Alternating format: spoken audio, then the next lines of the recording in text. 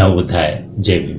मैं आपका दोस्त प्राजागर हूँ। आज फिर एक बार धम्मपद की एक नई कहानी को लेकर आया हूँ। आलसी प्रज्ञा के मार्ग को प्राप्त नहीं कर सकता, योगाभ्यासी तिस थेर की कथा। लेकिन इस कहानी की शुरुआत करूं इससे पहले आप इस चैनल को लाइक कीजिए, सब्सक्राइब कीजिए और हाँ, शेयर करना बिल्कुल भी ना भूलिए। तो सुनते हैं गाथा 280।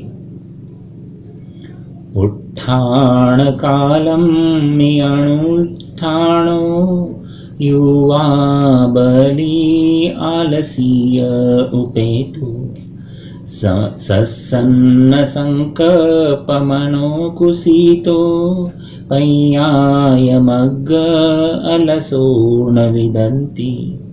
अर्थात उठ खड़ा होने के समय जो उठ खड़ा नहीं होता, युवा और बलशाली होने पर भी आलस से करता है, जिसने उच्च आकांक्षाओं को छोड़ दिया है और उसकी जगह जिसका मन व्यर्थ को संकल्प से भरा है, ऐसा दीर्घसूत्री तथा आलसी व्यक्ति प्रज्ञा के मार्ग को प्राप्त नहीं कर सकता, प्रज्ञा के मार्ग को प्राप्त नहीं कर सकता। तो सुनते हैं योगाभ्यासी तिस्सथेर की कथा। जेतवन में एक समय बहुत सारे कुलपुत्र शास्त्र से प्रवज्जित हुए। उनसे प्रवज्ञा ग्रहण कर ध्यान साधना की विधि सीख वह जंगल की ओर तपस्या हेतु प्रस्थान कर गए।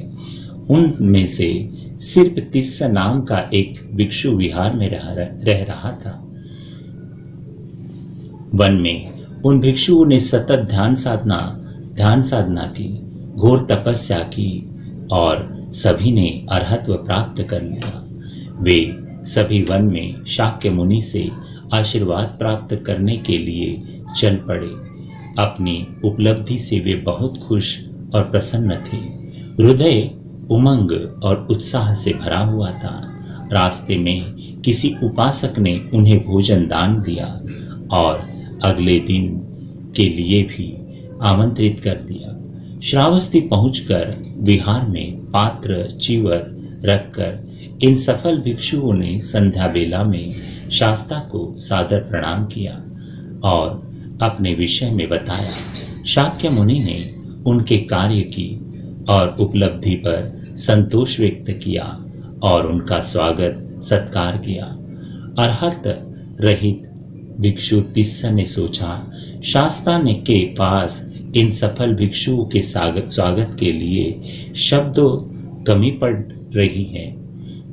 की कमी पड़ रही है और इसके विपरीत मुझे कहने के लिए उनके पास एक भी शब्द नहीं है, क्योंकि मैंने अहर्त्व प्राप्त नहीं किया है। मैं आज ही अहर्त्व प्राप्त करूंगा। तिस्स ने रात भर अहर्त्व प्राप्ति हेतु चक्रमणत्व किया। इससे थक कर वह एक पत्थर पर गिर पड़ा और उसके जांघ की हड्डी टूट गई। वह जोर जोर से चिल्लाने लगा। उसकी आवाज सुनकर भिक्षुगण दौड़े दौड़े आए। उसकी मरहम पट्टी की इलाज करते करते सुबह हो गई। वे उपासक के पास पुनः भोजन दान हेतु नहीं जा पाए। शास्ता को इस बात की जानकारी हुई। उन्होंने बताया कि पूर्व जन्म में भी तिस्स तुम्हारे लिए व्यवधान बन चुका था। उन्होंने यह भी कहा कि भिक्षु जो परिश्रम करने के समय में परिश्रम उद्योग नहीं करता, उस समय उत्साहहीन मन वाला होकर बैठा रहता है। वह आलसी समय के अंतराल से ध्यान आदि में कोई विशिष्ट उपलब्धि प्राप्त नहीं कर पाता। इस प्रसंग में उन्होंने यह गाथा कही। उत्थान कालम अनुष्ठानो युवा बली आलसीय उपेतो सत्सन्न संकल्पमनो कुसितो पय्यायमग्ग अलसो न विदन्ति। साधु साधु साधु।